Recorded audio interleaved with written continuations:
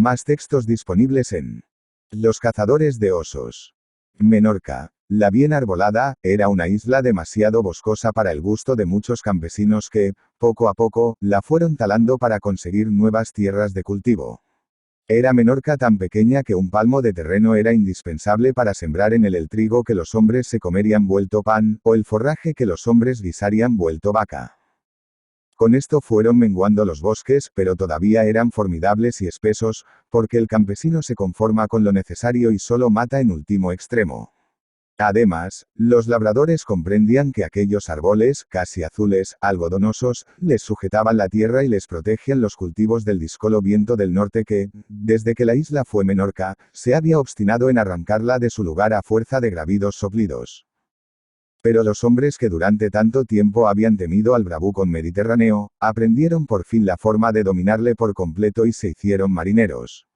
Y, por el mar, descubrieron el comercio, y, por el comercio, la riqueza y por la riqueza, volvieron sus ojos contra el bosque y decidieron que él se la proporcionaría toda de golpe.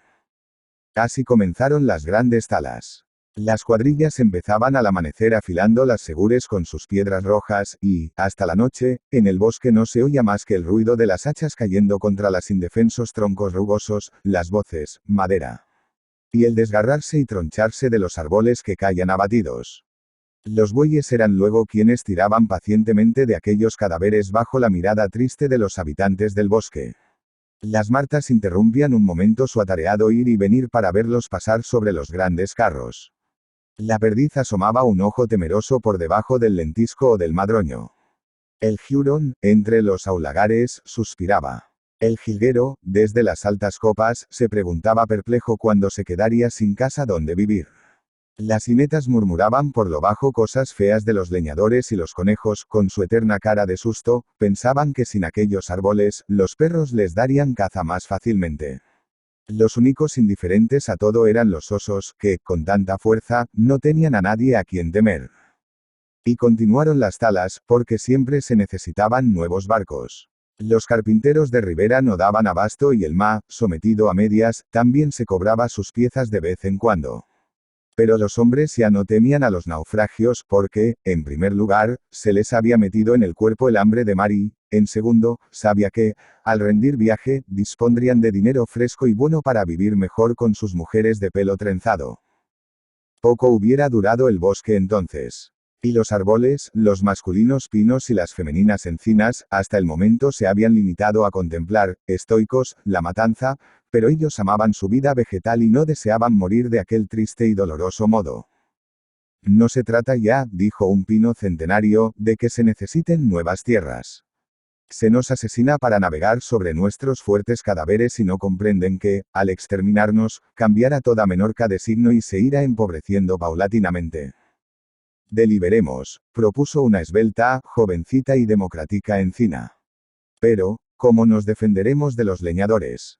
Se preguntaba un pino retorcido y grueso del que ya estaban muy cerca las filosas y brillantes hachas. Aprenderemos a hacerlo, dijo el centenario. Nos va la vida en ello y, también, al de nuestros brotes, la de los futuros hijos de nuestras simientes.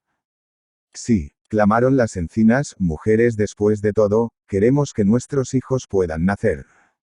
Y, en eso, anocheció y la escuadrilla de leñadores volvieron a sus campamentos a prepararse las sopas de la cena, beber su poquito vino y contarse cuentos y disparates hasta quedar dormidos alrededor del gran fuego que les calentaba.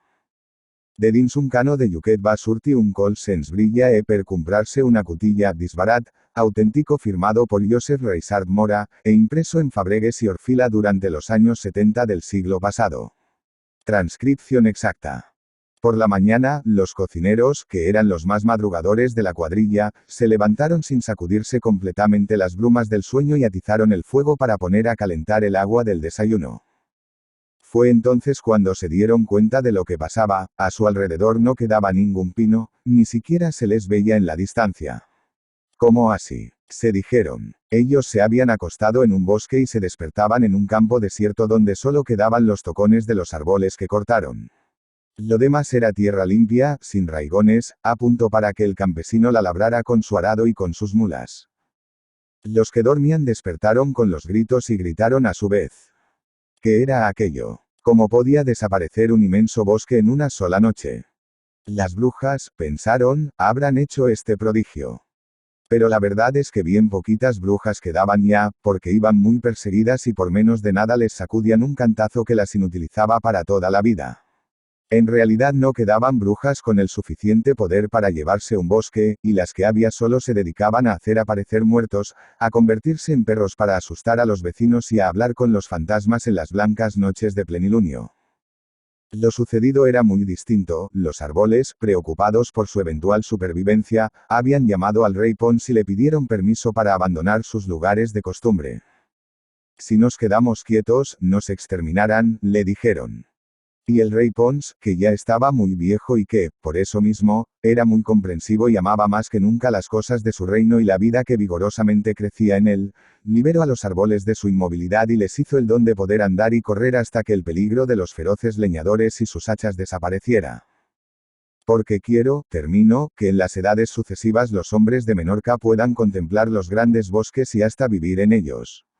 Porque quiero que los hijos de estos hombres hereden Menorca tal y como yo la recibí de Festos, el primer herrero, que me la forjó durante 80 años antiguos con el cobre, el estaño y el hierro del continente. Y los árboles, con el permiso real, sacaron todas sus raíces de la tierra marrón y de la tierra roja y huyeron durante la noche para esconderse de los furiosos leñadores. Pero estos leñadores no eran gente que se desanimase pronto y, como su dinero y su comida, y hasta sus mujeres y sus hijos, dependían de los árboles que consiguiesen abatir y transportar hasta los carpinteros de ribera, empezaron a andar por los pelados campos en busca del escondrijo de los azulinos bosques. Y les descubrieron a todos detrás de Monte Toro, porque habían ido Olia para quedar ocultos por la mole de la montaña. Los leñadores, satisfechos, afilaron de nuevo las segures, y se acercaron gritando a los primeros árboles desprevenidos. Pero el bosque había aprendido a andar mucho y muy deprisa, y tan pronto como descubrieron a los exaltados leñadores, los árboles echaron a correr cada uno por su lado y aquellas colinas volvieron a quedarse desiertas ante los ojos decepcionados de los hombres del hacha.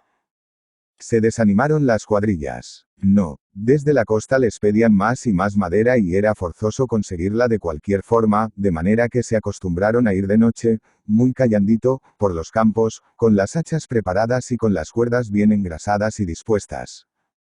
En cuanto podían sorprender a un árbol dormido o distraído se echaban sobre él para atarlo en las rocas, y, así, teniéndole prisionero, lo talaban y lo descortezaban para cargarlo enseguida al carro del que tiraban bueyes aburridos. Los árboles, por su parte, jamás dormían sin dejar a uno en lo alto de un otero haciendo la vigilancia, y, así, lograban ver acercarse a los leñadores y huir a tiempo como almas que llevase el diablo. El rey Pons lo miraba todo y les dejaba hacer, porque sabía que los hombres acabarían encontrando otra ocupación y los bosques se salvarían para que las futuras generaciones se hicieran lenguas de su insólita aventura. Pero, aún así, perseveraban los leñadores, y lo sabía que eran unos excelentes corredores que siempre conseguían atrapar a algún arbolillo joven y desentrenado. Sin embargo, era muy fastidioso perseguir a los árboles, acorralarles contra los acantilados y, por último, inmovilizarles a fuerza de cuerdas y brazos para talarlos al fin. He aquí porque muchos de los leñadores iban abandonando la profesión para roturar los campos abandonados por el bosque y vivir del trigo y de la patata y de la leche de sus vacas bien alimentadas. De manera que solo los más fuertes continuaron en el oficio, y estos se compraron con sus ahorros buenas cabalgaduras del mar Mediterráneo y con ellas perseguían a sus piezas. Llevaban entonces caballo, lazo y escopeta, y solo de tarde en tarde, actuando en grupo, lograban abatir a tiros algunos árboles y talarlos en el acto para enviarlos a la costa. Pero era peligroso atacar a los árboles ya, porque habían aprendido una especie de hipnosis que dominaba a los hombres y los llevaba a ahorcarse con los lazos de sus ramas más altas. No era bueno ser un leñador solitario, porque los árboles, tarde o temprano, acababan obligándole a colgarse. Y por fin solo quedaron 40 o 50, quizá 100 leñadores que, aun trabajando todo el día, apenas si conseguían cortar los árboles necesarios para sobrevivir. Enfrentados a la inminente miseria, fueron a consultar sus problemas con el rey Pons, vivían en su ciudad perdida, cuyo nombre está prohibido pronunciar. Los bosques son cada vez más peligrosos, le dijeron. Y nosotros nos moriremos de hambre si antes no nos ahorcamos en las gruesas ramas de los árboles centenarios. Rey Pons, ¿qué será de nosotros y de nuestras mujeres y de nuestros hijos? ¿Cómo podremos hacer de Menorca una gran isla si padecemos hambre? Y el rey Pons les mostró los osos pardos, ursus arctos, que vivían en las montañas y en los valles profundos y que atemorizaban a la gente de paz.